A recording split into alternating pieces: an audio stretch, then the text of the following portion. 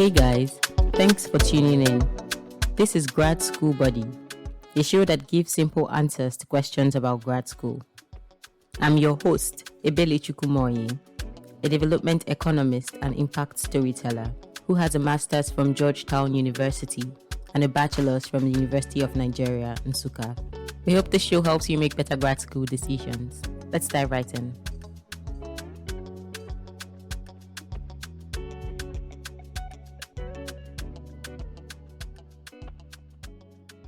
Hello, everybody. Good day and welcome to another episode of Grad School Buddy. So today I have Esther and she'll be sharing with us a lot of tea. She's somebody who has lived in UK, New Zealand, and she just relocated to the US. Living in UK and New Zealand, she was there for school and she just relocated to the US to start working. And I think it's very important to have young professionals, people especially who are just moving to new countries to start their career, to tell us what that process was. And of course, Esther also lived a lot in Nigeria. So please, Esther, would you tell our listeners a little bit about yourself?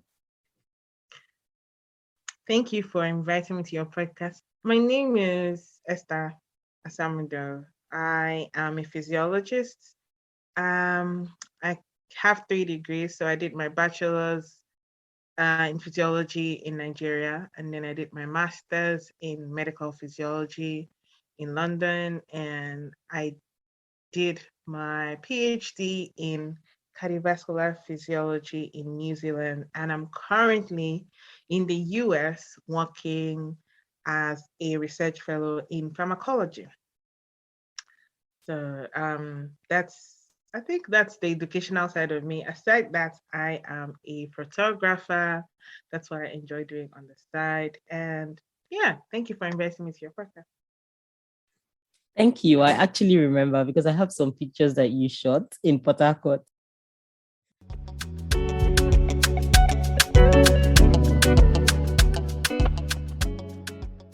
You're one of the few people I know who has schooled in 3 different countries. So what I really do want you to share with us is, what differences would you say you noticed in the academic system? I feel like there are skills that you need to survive as a student in Nigeria. You need a new set of skills to survive as a student in the UK and in New Zealand. So how are you able to cope with the changing academic environment? And what skills would you say have helped through your career path? Okay. I think schooling in in the UK and New Zealand, there is so many similar things compared to schooling in Nigeria. I always say that schooling in Nigeria is, you don't have the resources, but you have to deliver. So you have to deliver at the end of the day.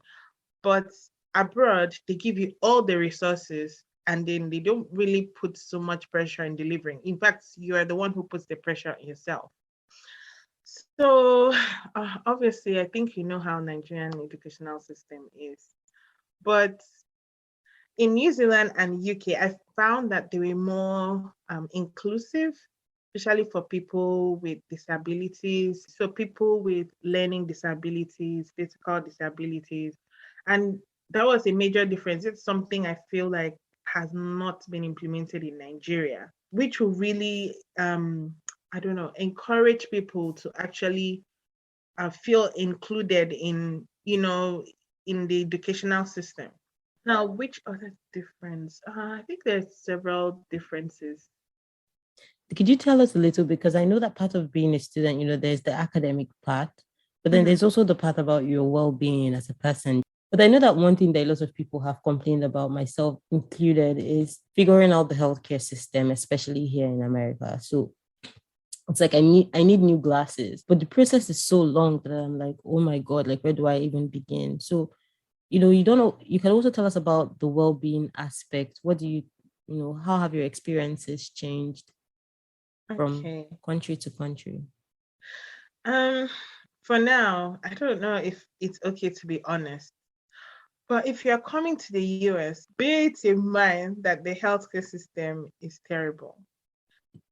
So you just need to prepare your mind, inform all your body parts and your body system that you cannot be sick. What do you think? What about it do you think is problematic? So, okay. So I was going to explain like US compared to New Zealand and UK. In terms Mm-hmm. of healthcare, I think UK and New Zealand were quite similar. Even though I wasn't as sick, but the process was always smooth and it was always easy to get access to healthcare at any time. And then the health insurance was very reliable. So health insurance covered most of the things I needed. In the UK, I don't think I needed health insurance. I think I was just covered. I think it's free for students because I could go to the clinic anytime. In New Zealand, I needed health insurance and still I could go to the clinic anytime. I could book appointment to see any general practitioner. Moving here to the US, even though I've been here for a few weeks, um, I've had a lot of barriers. For example, if you don't have insurance, you cannot see a doctor. So far, I have not been given the opportunity to pay even out of my pocket. And it's making me ask myself, if so, what if I get like seriously sick? Does that mean I could die? And I know there is one general style with medical doctors abroad. I don't know if that is to avoid being sued or something. But when they interact with you, they use a robotic method. How do you feel? You say how you feel. Okay, these are the three possible reasons you feel like this. Which one do you think is the one? And you finally decide, okay, I don't have this symptom, I don't have this symptom. Okay, this is how I feel. Okay, what next do you think we should do? Like you actually have to speak up for yourself. You actually have to press on and say, this is what I want, this is what I don't want. I remember one time I was sick and I went to the clinic. This was in New Zealand.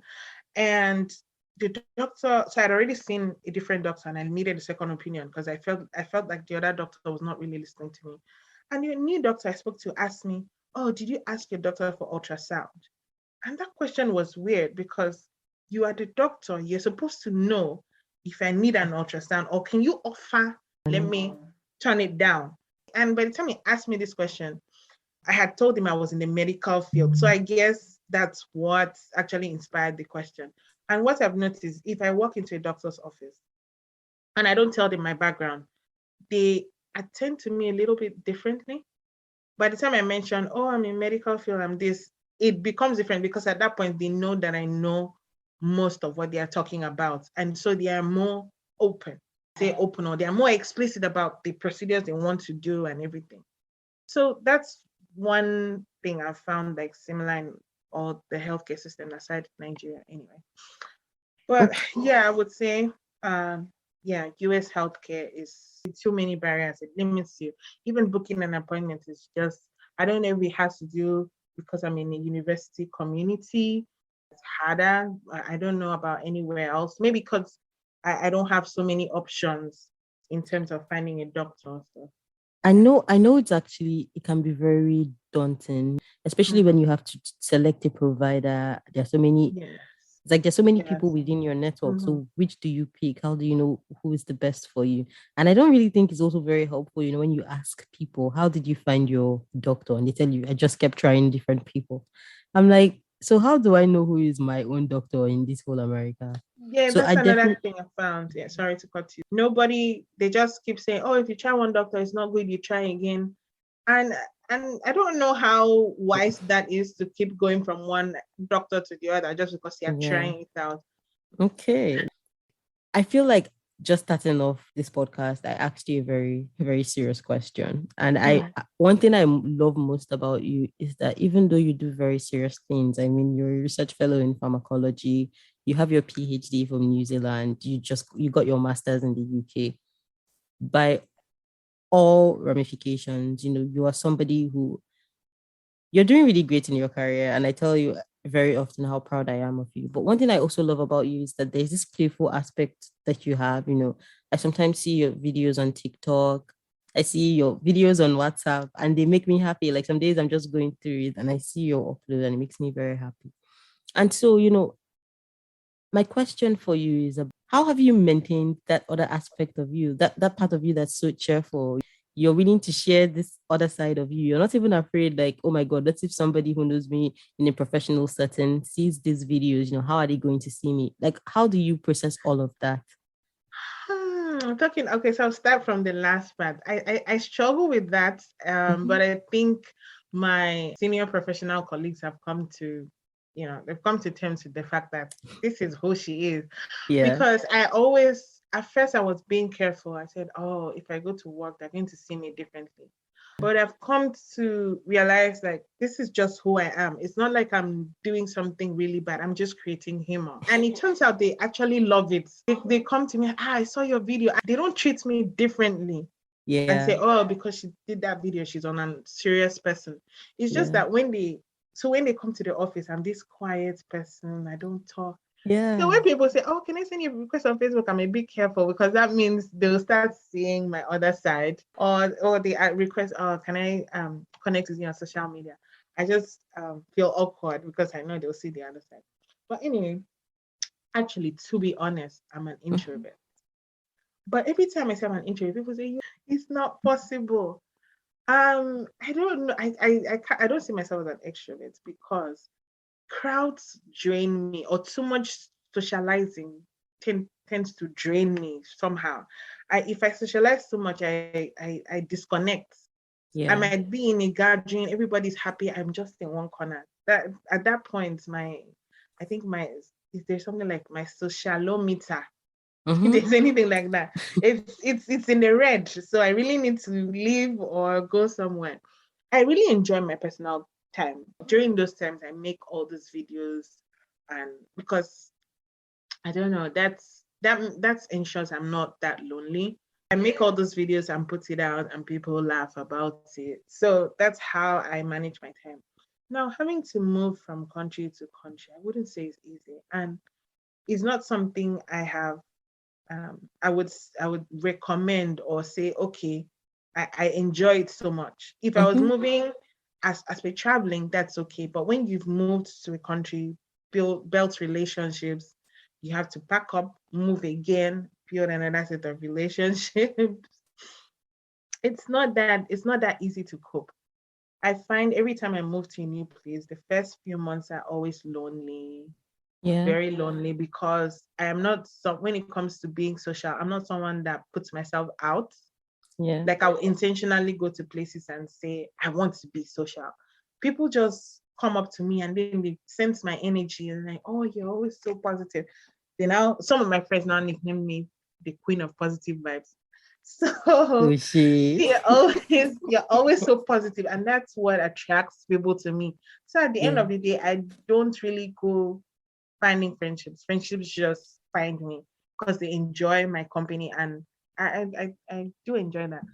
But for someone who is moving countries, I don't know if you've seen on Twitter where people say, "Oh, don't move abroad. It's lonely. It's this. It's that." And then other people are like, why you come move? Yes, yes. When if you're tired of being lonely, come back. Let Come another back. person Yeah. go. So I think it's all about how you create the life for yourself. You move to a new country. So yeah, I said earlier that I don't go finding friendships. Friendships just find me, but that doesn't mean I'm being proud or anything. Like before I can even say, oh, I want to be friends with this person, the person already considering, I really want to hang out with you. Yeah. So what I do is when once I move to a new city or a new country, I look out for like churches. So if you're a Christian, look out for churches. I look out for like maybe social groups, maybe painting or arts exhibition groups. I look out for obviously if you're going for a walk or school, you might find people, but I always find that um like for example, I moved here and then the first people I became friends with were like my work colleagues. But you know that thing about being friends with your work colleagues, you don't force it, you just let it slowly so that it wouldn't interfere with your profession as a whole. Okay. Okay. But then, like, I feel like you shared very, very important, especially with especially with regards to dealing with loneliness, like where people can meet friends. I know a lot of people have definitely talked about churches and social groups. So I'm very happy you shared that because I think people underestimate the loneliness Mm, that you can face, especially if you go to a place where there aren't many people like you. mm, So it's like now you're learning a new culture and you also don't have anybody to learn that with. So you're just mm. alone. So Yeah. guys, definitely church, social group, and be friends with your work colleagues. Okay. In And then I know oh, that you wait, talked let about, me. tell Okay, me. I was just going to add. In UK, I joined. I think there's the website called Meetup.com or Meeting. Um, Okay. I think it's called Meetup.com. Weren't Yeah, you scared about the, like, what if you met, like what if like I what if you met met like people that you thought you vibed with, but then when you met them, you realize, oh more, this isn't what I expected. oh there are several meetups like they on sure we go on I think meetup.com. There are several kinds of groups. Yeah. So when I joined, I just went to look for photography group, and it Mm-hmm. was a great vibe, like, and I just got stuck there. I made friends, so I didn't have any reason to say, okay, I don't want to hang out with them. But it's possible that you could go to a group and they're not they don't vibe as much as you want. You stop going, you go to another group, and then Okay. you just keep experimenting, hanging out. Somehow you start to You make find a friends. place. Yeah, and also I was going to ask, in New Zealand, the Nigerian community is way smaller. So most of my friends came from church, Bible Oh, study. okay. So yeah, there are always ways to meet up. It just depends on how much you want to, I don't know, how Interact. much you want to socialize. Okay. So now I have questions about, some of the things you said. You talked about the fact that sometimes making friends is, I think, a little easier in quotes because people approach you first for friendship. Mhm. So you don't really have to go out there per Hmm. se. But one of the things you said that really attracted people to you is your positive energy. And Hmm. so if you were to kind of advise an introvert who, it takes them time for the world to see that aspect of them that brings out, a lot of positivity. What would you tell them? And especially because I know that being abroad or even being a human being can be hard. And some days you don't Hmm. feel positive. You talk about the fact that sometimes being outside, your social battery starts to deteriorate. So how do you deal with all of that? And what would your advice be? Okay. Um. So I would just use an example instead of explaining. I guess from the example you can understand like how Yeah. to as an introvert, how to make friends, and also how to, I don't know, when your social battery is drained, you just go back and Yeah. and just stay on your own for a while. So I moved to the US. I didn't know anyone. Like, I didn't have any friends in this particular city. Yeah. And so I was worried. Also, you know how you I mean, it was easy in UK, in New Zealand, to just want to socialize, but I'm getting old. You understand? Old age can make you feel, I don't just want to try all of this because I don't want anybody to try me. Yeah. And you don't have Mm-hmm. that patience to endure some kind of thing. So what I did was, first of all, I went to it. I looked online and I saw this church that had black people. I said, okay, I will join this church. Wait, I have a So question for you. How did you see mhm. the church and know that it had black people? I started. Okay. So actually, so I went to, okay, okay, to be honest, a friend had mentioned that, oh, this is, Baptist church. Mhm. So when I looked and I saw that there were many, like, uh, black people, I was like, okay, that's a good place to start instead of just going and then I don't know anyone. Yeah. So I went to the church and it was nice. So after church, people were taking pictures. And I just looked, he mentioned, oh, and, you know, like I said, introvert. So I was just in the corner. I was like, oh, let me take a picture of you. Then I was like, oh, I'm actually a professional. And he Mm-hmm. was like, take our pictures from that. Oh, give me your number. Oh, And Yeah. they started getting comfortable. So I would say I didn't really put myself out there, but I know there's something that can attract people to someone. Yeah. So saying you're a photographer, that means you can take good pictures, not just like them hiring you, but that means at least you can take good pictures. And so I made some friends that day. That someone dropped me off back after church. And then Okay. another thing I did was I was invited for Bible study. Most of the people at the Bible study hadn't even met me. This is Bible study that's part of church. So I made meat pie and ching ching, For and I Bible took it study. there. Sister Yeah, Esther. because they always have. I was told there's always refreshment. Like, Wait, You so are you know, trying to tell me refreshment that is in good. every Bible study there's meat pie and chin chin? No, they actually eat like chips, drink juice. So I was like, I think maybe I I should can go do for this. Bible studies more. So I made meat pie and chin chin. I have made more friends. In fact, they Yeah. posted it on the Bible study group. People that didn't come, like, who is this person? Oh, Who made this? Oh I my think I think God. that's really touching. I don't like number one, it shows the intentionality because it takes time to make those things. Mhm, mhm, mhm. And it also shows that you really rate them. So, at the end of the day, I've not forcefully interacted with people, but I just had to touch a side of them, and then they'll be more open. And from there, I could communicate to like most people came up to me, oh, that was really nice, meal. So where are you from? What are you doing? What are you doing here in the US? And slowly I have settled in. But then at the end of the Bible study, they said, "Oh, there's this what's it called? Was it art show or something that we have tomorrow?" I just looked at the person and was like, "Oh, okay, thanks for inviting me." But then I'm not going, and it's not because I don't want to. I felt like I've reached my peak of socializing, Yeah. and I just like withdrew. And it's how do I say? The person I didn't want the person to feel bad that I'm Yeah. not. I was just like, oh, I'm going to be busy. So from there, I can just retract, spend my weekend by myself. So today I plan to go to the park, just walk around by myself. That's so beautiful. I just Honestly, taking that's it. so relaxing. Yeah, it's like a bougie thing to do. Every time I tell my friends about walks, what's wrong with you? Why would you do that? Why are you voluntarily walking? But it's so Oh my God. relaxing. I find the same reaction from my friend. I do when I do my walk, sometimes I do like prayer walks. So during Mhm. my walk, I'm either like praying or doing some meditation but they find that weird. I don't know why. I I think find it's that very relaxing.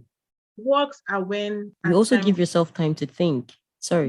yes, exactly. That's what I was going to say. I disconnect from everyone else. I can even put my turn off my internet. It's just time for myself. Yeah. Because for example, okay, when I was in New Zealand, I used to do walks a lot because I lived with I had like 4 flatmates. Yeah. So and when you're in your room, someone is constantly, oh, do you know about this? Oh, this gist. Oh, and you can't meditate or really be by yourself in that case. So I would go Yeah. on walks, but he used to say I'm trying to avoid them. I'm being antisocial. I don't think so. I think you live with them. You can't really avoid them.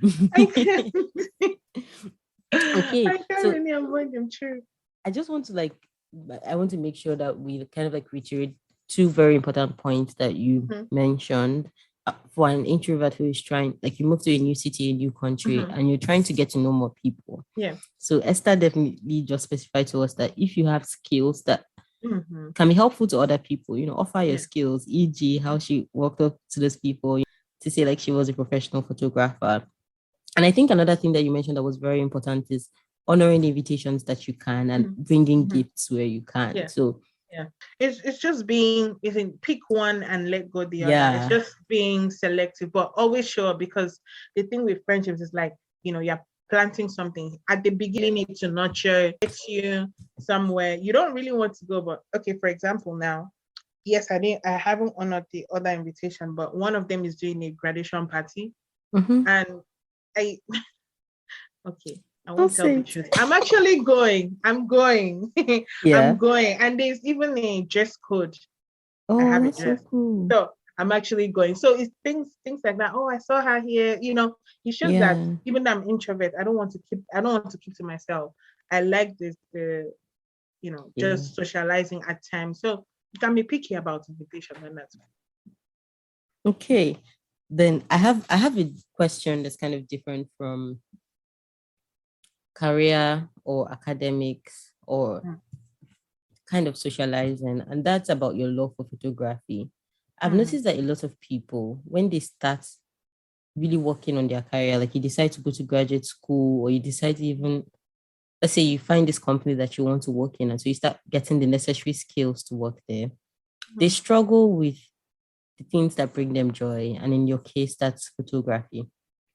How have you been able to manage with this, especially as an international student? I know that you said that in the UK, you met this group of photographers through the meetup.com, through links like meetup.com. But, even for your own self, even if you weren't taking pictures of other people and you just want to do something about photography for yourself, how have you found both the time and the mental energy? Because, sometimes you're doing things you love, but then they're not real work. And then you feel guilty, like, I've spent 5 hours editing this picture and I could have been, I could have been solving world hunger. So how do you deal with that guilt? Um, I don't think I've had to deal with guilt for doing something I enjoy. So apart from photography, I enjoy baking as well. Someone would think I started photography as a side hustle. Yes, it might feel like a side hustle, but I actually have genuine passion for it.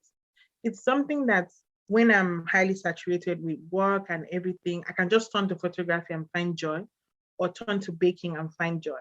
Yeah. Now, what I didn't tell you about when I made the meat pie was I was really stressed at work and I was not really in a good mood. And so I just channeled that energy into baking. I baked 20 meat pies, fried ching ching, and made plantain chips. I have a question for you. Did you lose my address? To be honest, I don't know if you. To be honest, I was going to ask you, do you want? Hello. I was going to send you some. Yeah, I will definitely send you some. I will definitely send you some. Actually send some to Denver because my friend asked for it. Wow. I'm so sorry. This life. I will definitely. That's on Thank God for grad school, buddy. This is how I found out. As I was saying, so I channel. So when I feel like I'm highly saturated with like the things I'm required to do, I can just turn to photography or turn to baking as that thing that just helps me relax. So that's why I never get tired of doing, even if I spend 5 hours doing photography, I know that I'll need to put in that 5 hours in my work. Like I need to put in that lost time in my work. I'll just stay up and still do my work. Like the things I'm passionate about, not things I force myself to do. It's just something that helps me relax. It might look like work, right? But it's actually helps me relax. So sometimes it wouldn't make sense to someone. I'm glad you said that because I was going to ask you, and I'm so sorry to like ask you right in the middle of a sentence, but do you ever feel like when you were making those meat pies, did you think to yourself, it has to be perfect? And if you felt that it was not getting as perfect as you wanted it to be, do you ever get stressed such that it's like something that's supposed to be giving you joy is now stressing you? Interestingly, no, I do not. I don't know, but I didn't seek for perfection. No one forced me to do it. If I was doing it as a side hustle, then I'll be, oh God, I need to make it perfect for the client. Yeah. But I just, in fact, there were some of the meat pies that opened, and I was like, they're not going to say, oh, let me throw Esther, don't send me open meat pie. Potential client, so I can't do that. No. Okay. So I do not, because it's a passion, it's just something I'm doing to enjoy myself, to relax. I'm not really seeking perfection. I just need that feeling that I get from just going away from something else, Yeah. So so I don't struggle to find time for photography. I might not have time for it, but when I've told myself I really need to take a break, I really need to relax from this, then I turn to things I'm passionate about. Okay. Thank you so much for sharing. I was just curious. That's why I asked. Okay, now this will be my last set of questions because I promised you that this will be 30 minutes and I have failed already. So I know you've talked a lot about the fact that your latest stop is the US. And one thing I don't want is for people to, a lot of times I'm scrolling on Twitter and I see people say stuff like, you can relocate to the US, all you need is 2 chickens.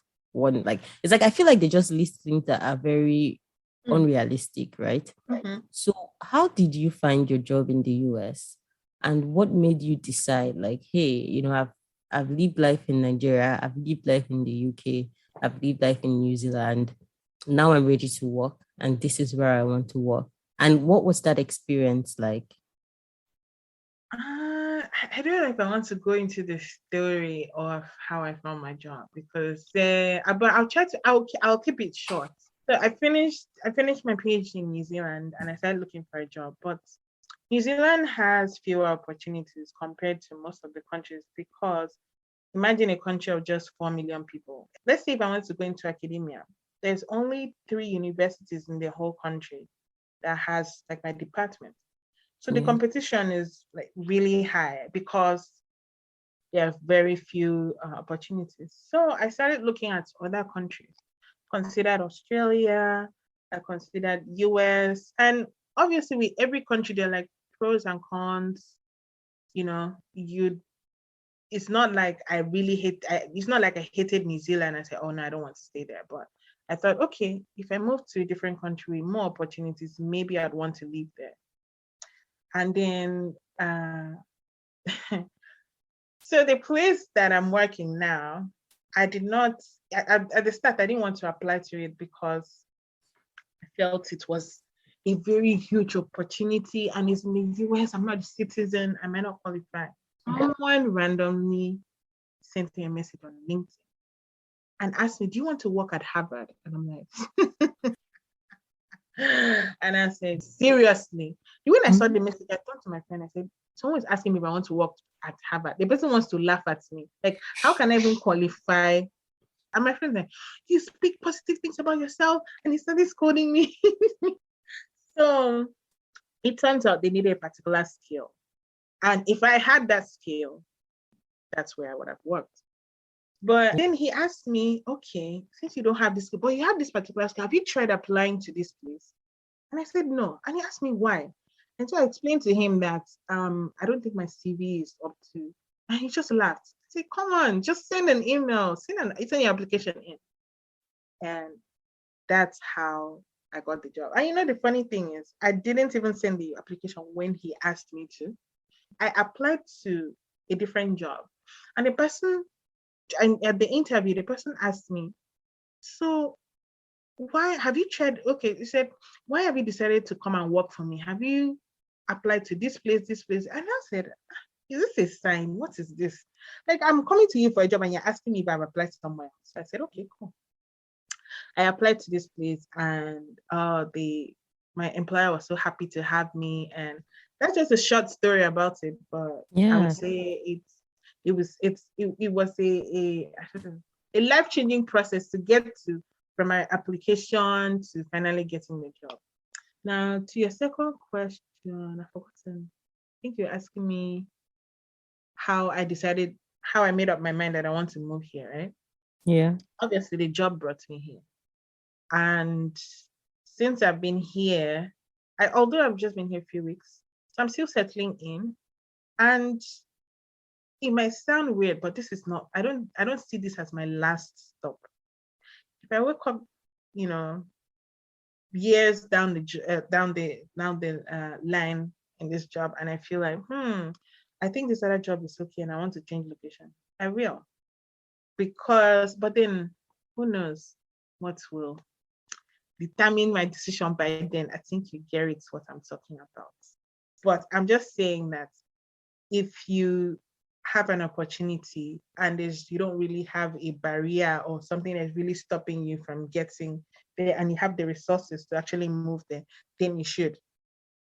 And also moving here wasn't easy because I had to find the accommodation, look for, I obviously pay my flight tickets, but then immigration process and all of that. That could be like a whole new podcast about it. Yeah. So it wasn't that smooth. But I was lucky enough, interestingly, I found my accommodation on Facebook and I hadn't even met the person before. It was a real gamble. I hadn't even seen the house because I was not here in the US. But it turns out I took the house and it gave me and my flatmate is so amazing. Having to move, there were things I had to tick off. It wasn't that easy. I hope I've answered your question because I think you have, and you also vetted new ones because I have follow-up questions. Okay. So First of all, thank you so much for sharing. I think that is so fascinating. And I think that is something I've also noticed about finding jobs here. It's like sometimes you see people who need your skills or people who know people who need your skills, and they really encourage you to either apply or they tell those people about you, and you're there thinking, why me? Your Yeah, village people are really trying to make you overthink it. yeah, But the yeah. truth is, like, you also had those skills. I mean, you had gone to school so long for all these things. You had put in your own personal efforts even outside school. So you had also prepared yourself for this moment. As much Yeah. as it was providential that that person sent you a message on LinkedIn, you were already in a point in your life where you really had everything that they needed. So I Yeah, think it was that's those true. two things. And then Yeah, I just want to ask you, because I know that this podcast, especially for me, is very important for young Nigerians. I really want not just Nigerians, but anybody who's listening who is a younger person, a younger adult. I want them to be able to pick life skills. So my question for them is, if you look back at everything that you have done in the last 5 to 10 years and you were to advise younger Esther about what she should do, everything down to your LinkedIn profile that made a potential employer reach out to you, what would you tell them? And this question, like, it doesn't have to be a serious answer, just be anything. Like, what would you tell younger you, thinking okay, retrospectively, that would have made this journey easier? okay. Here's where I'll start. First of all, if you are an international student like me, that I was, to a new country, think about 2, 3 years from now, what do I want from this? For me, I think that's one of the regrets I have, because every time I moved to a new country, I was just in the moment. I was like, okay, let me just get this thing done. But like when I started my PhD, I didn't think, okay, when I finish my PhD, what do I really want?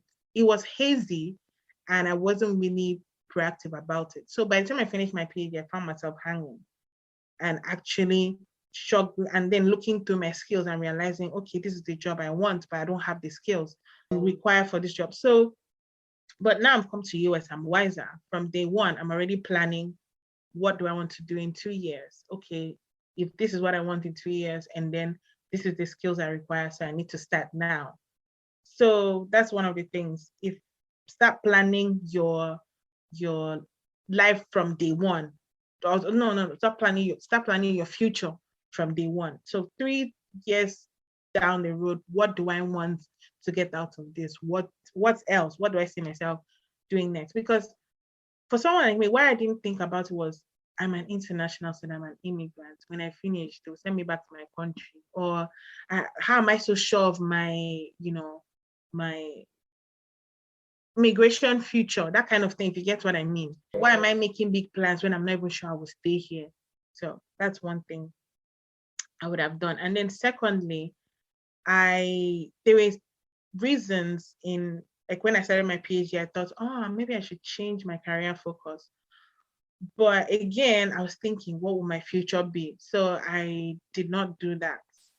And now in hindsight, I wish I did earlier. And then I don't know what could have happened if I moved to the field that I wanted to move to. But I would just say, how do they say, dare to dream. Like, don't be held back by thinking, okay, when I finish my studies, I'm moving back to Nigeria. What's really the point of gaining skills?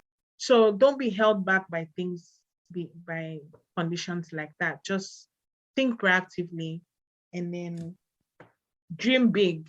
You never know where, for example, when someone told me, oh, do you want to work at Harvard? And I said, like, how do I even qualify? There are loads of people.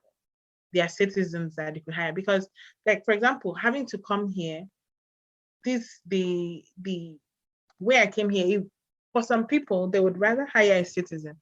So you had to prove beyond doubt that they have to hire me. I have the skills that a citizen of this country doesn't have. Yeah. And so for that reason, they're hiring me. So I'll just say build skills. Yeah, build skills and then just dream big. Dream. If there's nothing can, how do I even say? Don't limit yourself in your dream. Don't think About your own self. yeah.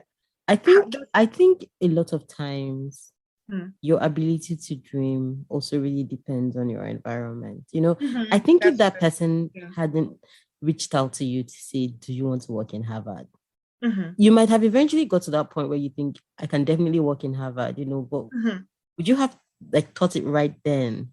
Thought Things like I feel like sometimes, even achieving some things makes you realize, oh, like this other thing is possible. Yeah, Tomo. I was sorry to cut you. One of the things I thought about working in Harvard, one of the things I thought about was I'm not even a citizen. So Yeah. that's not like an Ivy League school, right? Mm-hmm. How would they leave everybody and come to me? And also in academia, it's important they have loads of publications. I didn't have them. Considering the background I've come from to get to this point, it's it having a lot of publication is actually a struggle for me. Yeah. So I couldn't have dreamt that big. So you are right about environment. But yeah, it still doesn't hurt. I know the environment can sometimes limit your dreams, but you should just dream as wide as. Now, if someone would tell me, okay, someone asked me the other day, would you like to be a CEO of a pharmaceutical industry? And I was like, of course. So if someone could have asked me maybe a year ago, I would say, wait, first of all, I'm not a pharmacist. Like, Yeah. how? But I just told him, sure, when am I starting the job? Yeah. And I was serious about it. And also, we should remember that abroad, your skills matter more. I mean, your certificates do, but your skills matter more because I see here in my department people who studied. You see, someone studied history, and all of a sudden, person is in pharmacology. And you're like, wait, excuse me, sir, excuse me. You're coming from there to here. It's just because he Yeah. had the skills that's required for that particular role in that department, and they can easily switch. But I think that's one thing in Nigeria that you can't really do. Mm-hmm. Switch between I should say career fields like that. You can't really do that. Okay. So you said number one, they should start thinking about their future, like from day Yes, one. Think about what you yes, want 2 to 3 years after this. yes, yes. Don't be afraid to explore new grounds and don't be held Mm-hmm. back by limited thinking. I really believe that. And I know that I talked about environment, but I don't know how to explain it. I think like what I really want this podcast to also be is to let people know that there are new things that you can even think about that you have never considered in your life.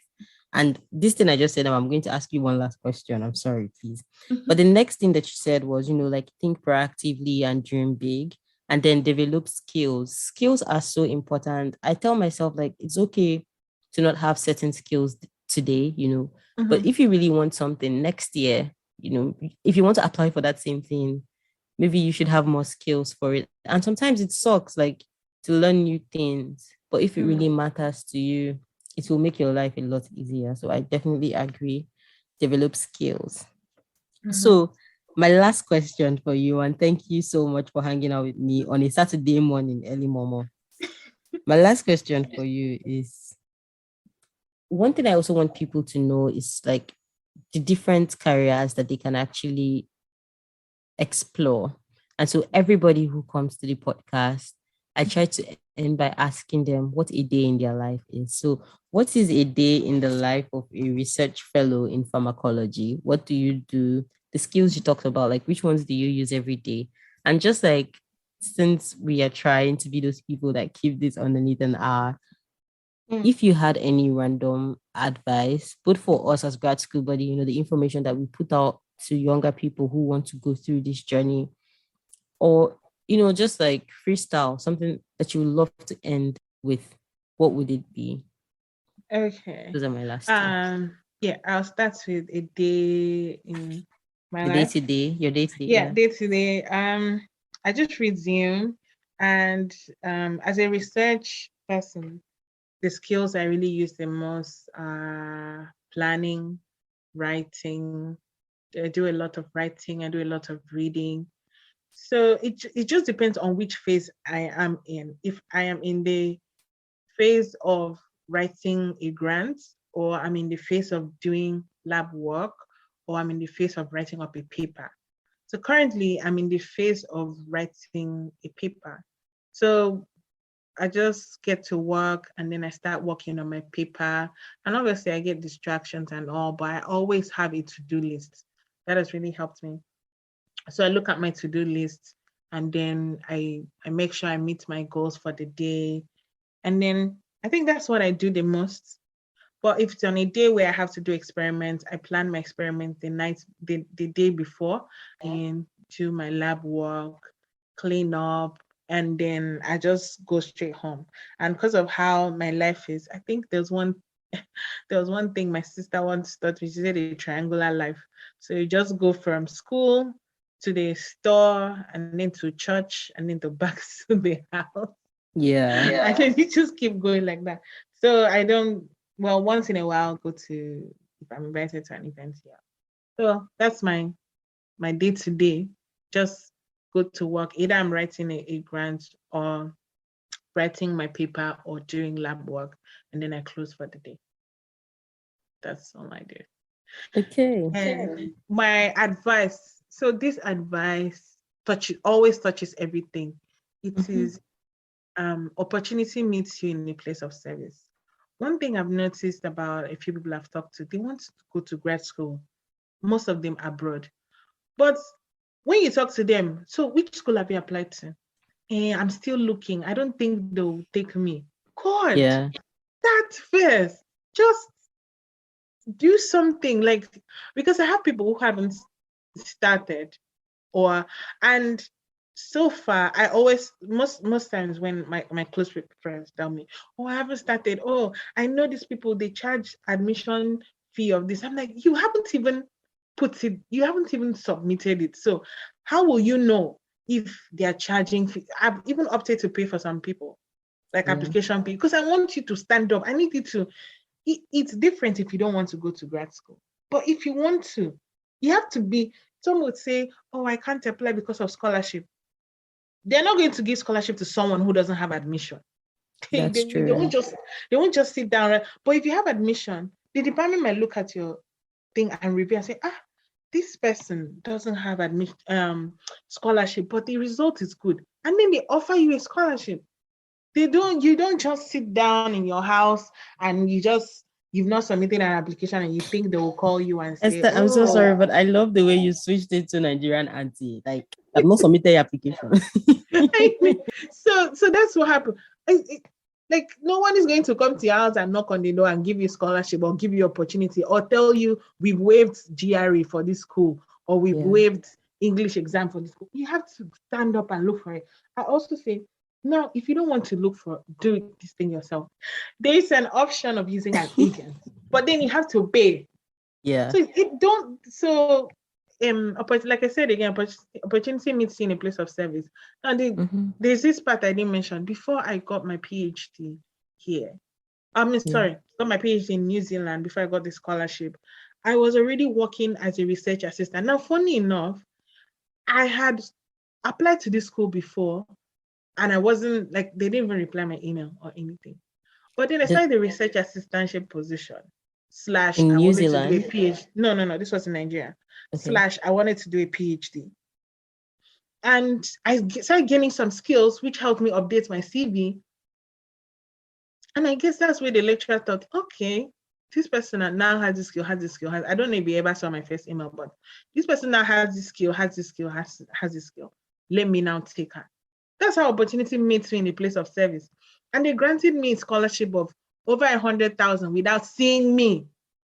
Even the day of the interview, they had to be on Skype. Network was so bad that as soon as the man saw the first video and I was frozen, and he was like, oh, I can see what you look like, so let's do an audio call. And then the network was so terrible that we actually ended up chatting on Skype. That's how bad. Oh my God. But I still got the scholarship. This is another miracle. But anyway, opportunity met me in a place of service. I was walking towards it and I got it. So if you really want to go to grad school, you want scholarship, you want there are certain opportunities you have to walk, you have to start. And then they will meet you somewhere. You won't just sit there and say, okay, I'll wait for them to advertise it. No, let it be that if, for example, you apply to 10 places, you have admission in 10 places, someone will randomly say, you can randomly talking to someone, he's like, oh, Gina, I know someone who wants to sponsor someone, and you already have the admission. So all the person needs to do is just remit the money to you. Not oh, I know someone who has to sponsor someone. You're like, oh, I've not even applied for the admission. No. You get. So opportunity meets you in a place of service. That's my advice. Okay. Thank you. Thank you so much, Esther. I love the fact that, this episode we had a good laugh, but you also shared some very solid advice. And I will just give a recap of what some of my favorite were. First of all, I love the fact that you talked about the fact that you're a queen of positivity. I really love positive vibes. I feel like the world is too hard already. So, Yeah. as an introvert also, a lot of people don't believe that I'm an introvert. So I get that struggle. Just like They tips never about me believe us. that I'm an introvert. Why you That's make what I me said. They repeat never it? believe us. Oh, you said they never believe us. I thought you said they Yeah. never believe what? Because you were asking me. I'm like, my team member. But okay, you shared about the fact that, just being a queen of positivity has helped you meet a lot of people. You shared about the fact that even sharing, your meat pie story. I've never tried that. I will try to come with more gifts. I also really love the fact that you shared the fact that opportunity meets you in a place of service. And you shared so many ways, but with you getting your admission in New Zealand and with the job that you found here in the US. And I also love that you were very honest about the healthcare system because it's a struggle that a lot of people will face. Like I have faced it, you have faced it, a lot of people I know have faced it. So thank you so much for sharing this time with us today. I really appreciate it. And I love how genuine and how much emotions you put into sharing with us today. Thank you so much. Thank you for having me on your podcast. And please invite me to more. Please, If because you I know find you me talked about worthy. accommodation, flight, and immigration, and you said that that's a new podcast. So I wanted to even ask you, like, off air, but thank God you have put yourself on the spot now. I know I have an episode about accommodation, but I would really love to hear, even like if you have a new perspective on accommodation and flight and immigration, we'll definitely love to have you Yeah. back. Okay. Yeah. Yeah. I'll be glad to Okay. come back. Oh my God, Esther, where can they find you if they want to connect with you? Yeah, LinkedIn. Yeah. So my name is the same everywhere. LinkedIn, Esther Asamudo. Facebook, Esther Asamudo. Only Instagram and Twitter that my name is Esther Odo. So, Okay. but you can search at Enem Ruby. So Enem is INEM, and then the Ruby is RUBIE. So Okay. yeah, Thank you. that's So please, that's how you guys, can follow find me. Esther or search for Inem Ruby. She might not accept your Oh friend God, request, and that's okay. you're making me popular, I'm shy. But also, please, after following Esther, please also follow us at my grad school board. Read our newsletter, Definitely, listen to our definitely. podcasts, ask us questions. Even if you have questions for Esther, ask us. We'll help you ask her. And thank you for listening. Have a beautiful day.